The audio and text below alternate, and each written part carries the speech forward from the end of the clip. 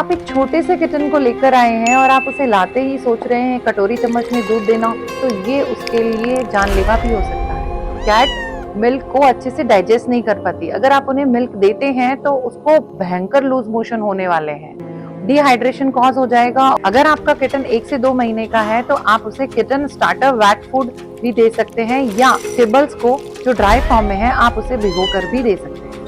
अगर आप भी अपनी बिल्ली का डाइट चार्ट चाहते हैं तो मुझे कमेंट बॉक्स में डाइट चार्ट लिखें।